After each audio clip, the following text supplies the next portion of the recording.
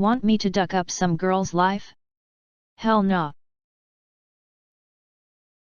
Old story, but in 2007 I was involved in a traffic accident on the I-95 to I-695 ramp in Baltimore. Traffic went from the speed limit, 55 miles per hour, to a dead stop around the curve of the exit in a space of 500 feet, and it had just started raining. I and my Honda Accord managed to stop literal inches from the person in front of me's bumper. I had enough time to have half a sigh of relief before I was rear-ended so hard that the can of tea in my waist-level console cup holder wound up splattered all over the windshield. I get out of the car and the person who hit me is literally crying blood. She's driving a Saturn that is at least a decade old and the ancient airbag broke her nose and blacked both of her eyes.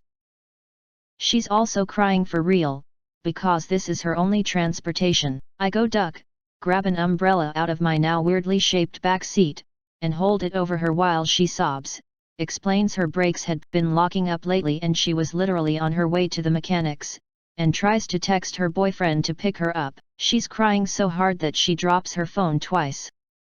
And then a cop shows up.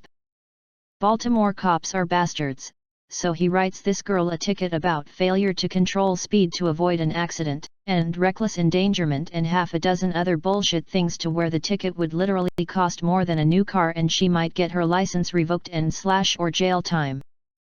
She's hysterical.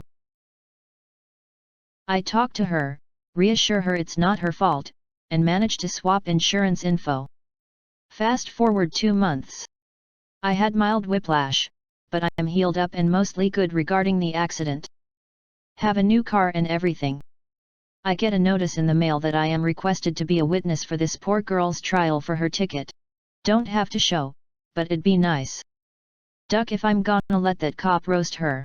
I was asked to. I'm taking a day off work to show up. I turn up in court dressed in my civil servant best, was working for the state government at the time, so however state you imagine, multiply it by 3, and even toss on some makeup to impress the judge.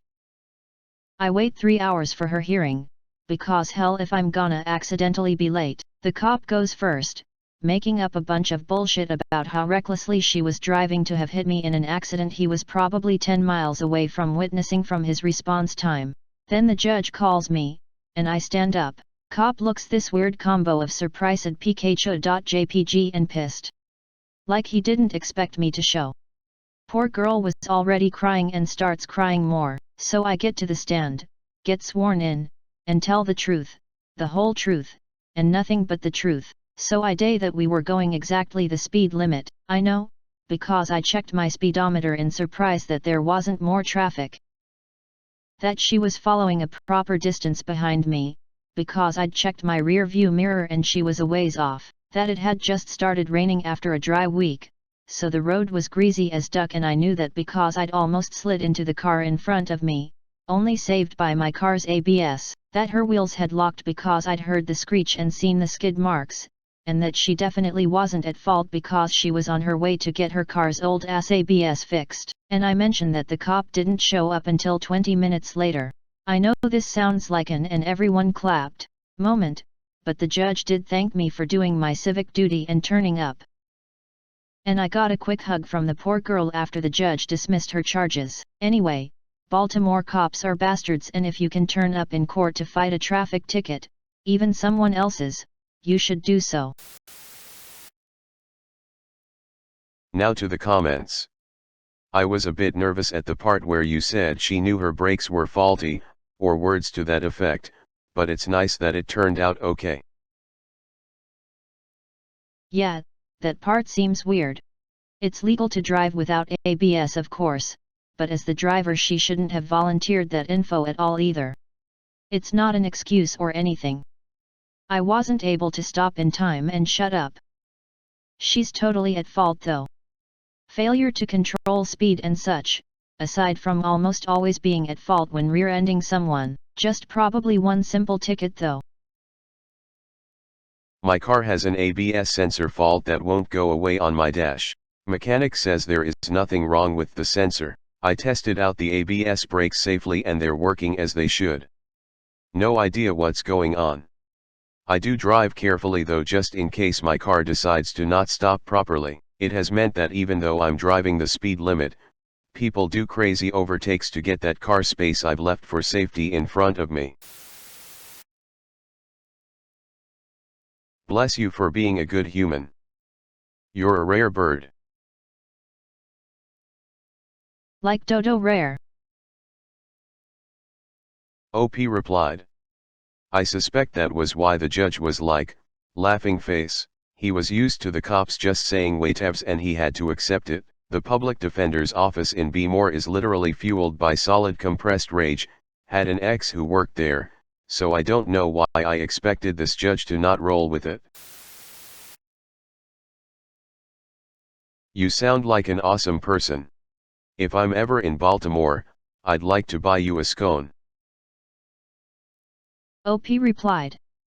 I'm in Cincinnati nowadays, but hoping to get back to my old stomping grounds sometime this fall. Miss Charm City like the devil, except for its cops. Always nice to see someone else in the Queen City.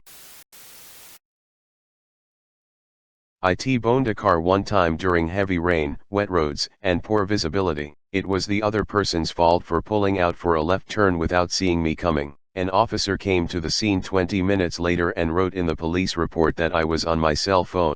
The person at fault was going to sue me because of the police report. I had to call the police officer who wrote the report to ask why they wrote that and to remove it. She said she guessed that I was probably on my phone. Spoiler alert, I was not on my phone. Luckily she removed it and the other party decided not to sue and was fully responsible.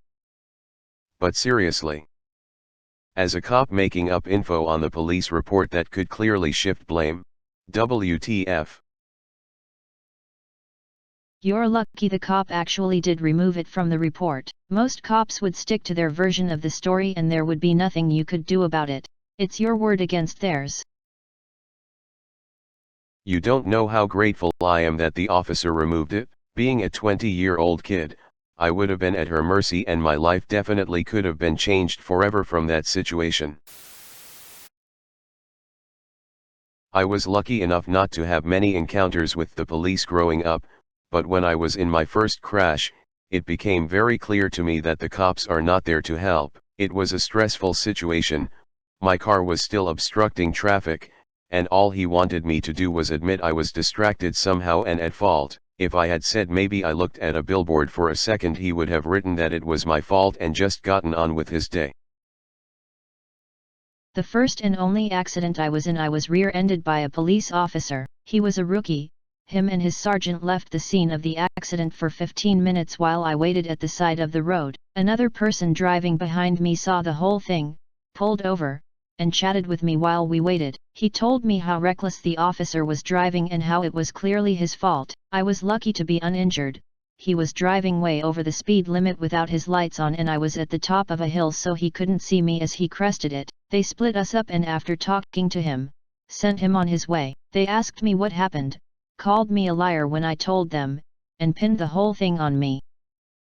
When I asked if I could get the other witnesses' info, they told me it was against the law for them to share it. As I was 19 years old, I couldn't afford my insurance after they wrote me a ticket for careless driving and had to take the bus to work every day for 2 years. Peel Police Department in 2008. As much as I have respect for first responders, I will never forget that for the rest of my life. I will never trust the police again. My BFF was T-boned by a cop running a red light, no lights, and no siren, totaled her vehicle and damaged the vehicle across the intersection that her car was thrown into. Happened in front of 2 courthouses, one county, one federal, and curiously there was no footage from 2 traffic cams, his patrol car cam or body cam. Man, duck traffic cops.